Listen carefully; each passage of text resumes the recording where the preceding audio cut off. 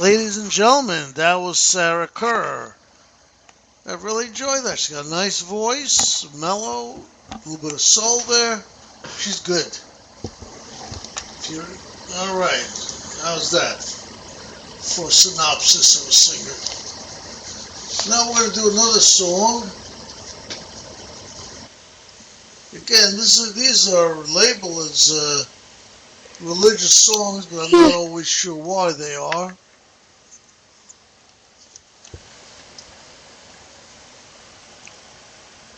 I'm going to do one song here from it's called Ken Emerson, and it's Sacred, what's it called? It's Ken Emerson, and he's a guitarist, so this is instrumental, and maybe you'll recognize one of these songs. Mark, do you have a preference here? We've got a whole bunch of religious songs. One of them is Amazing Grace and the guitar. Would you like to hear that? Sure. Or When the Saints Go Marching In? You can play both of them.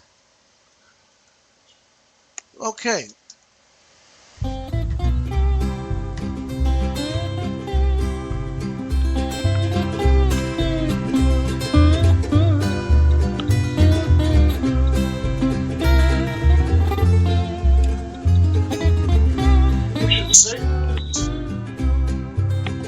Oh, when the saints come marching in, saints go marching in, there will be them.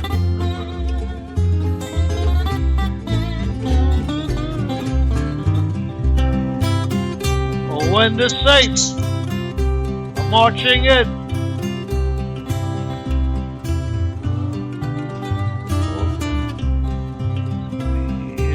number.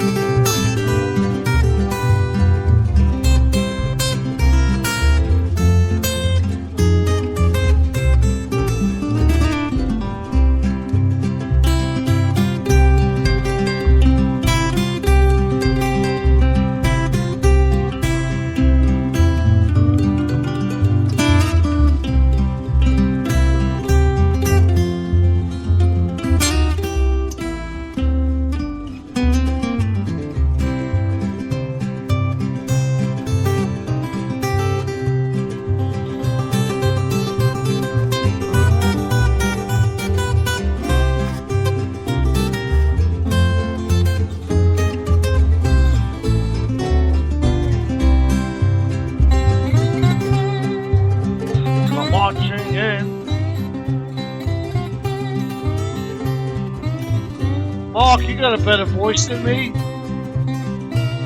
that number, when the saints come marching in.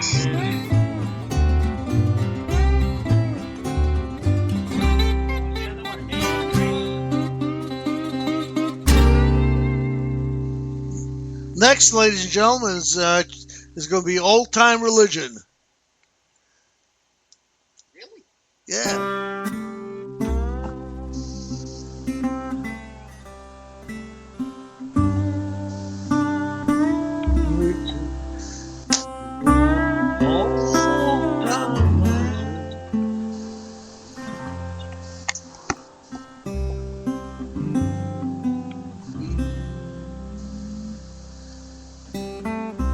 Time religion, old time religion, give me an old time religion. This is like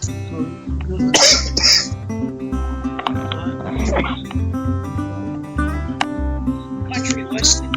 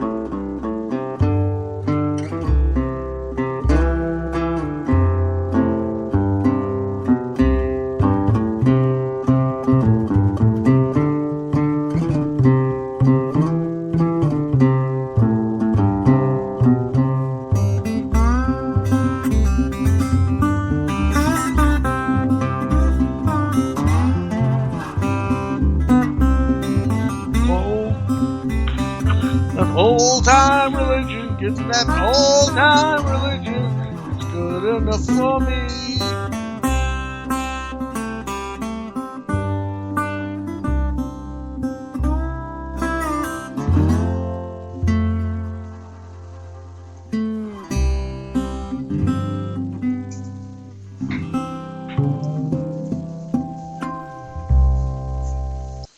Okay, ladies and gentlemen, that's Ken Emerson, and he is from the United States.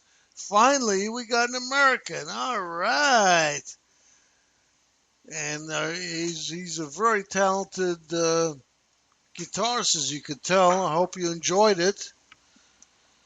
I hope you enjoyed our show so far today. Today is actually should be the we should call this show the Doc Show,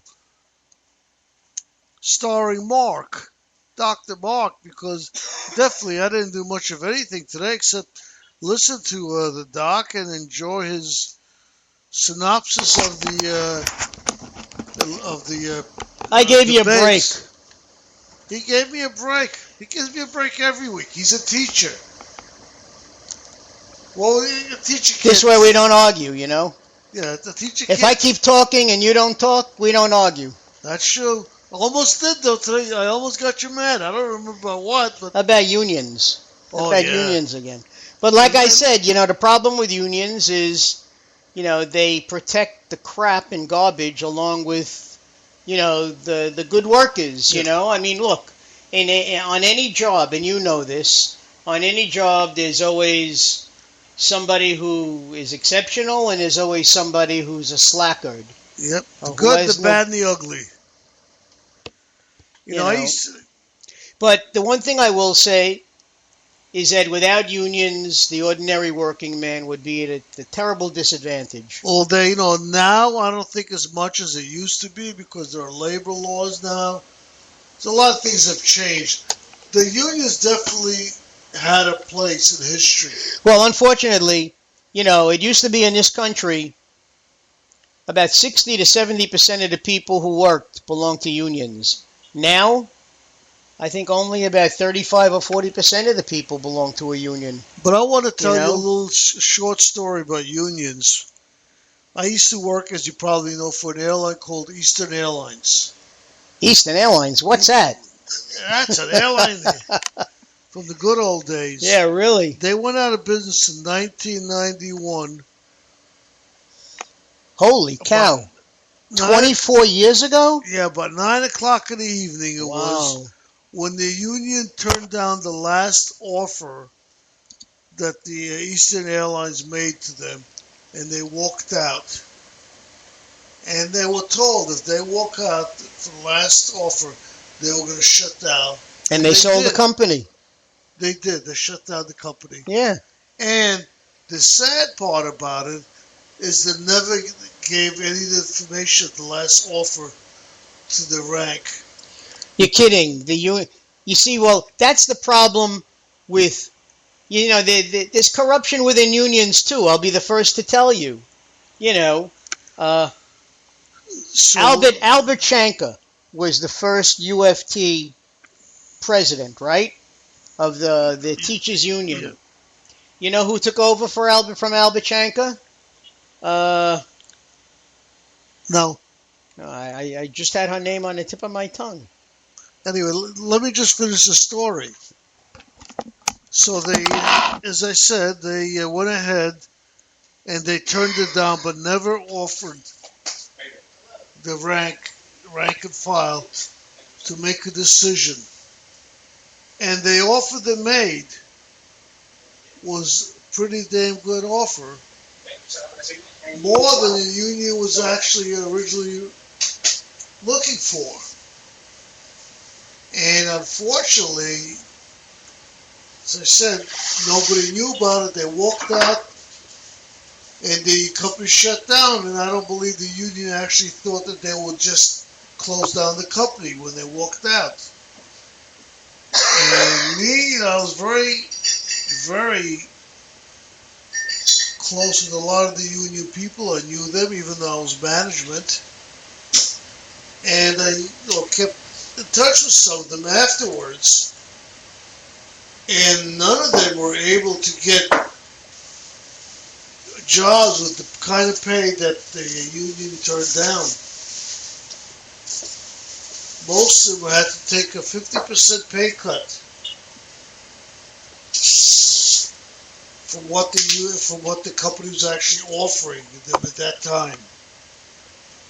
They offered them a decent salary. They still offered them benefits and everything else. And the union heads decided, well, we're going to try and get some more and squeeze a little bit more out of the company. And the company was too weak, and they couldn't squeeze them anymore.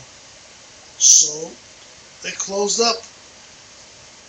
And I offloaded, once they closed up, most of the personnel who were on that night walked right out of the job, even though they wouldn't get paid till the end of the day.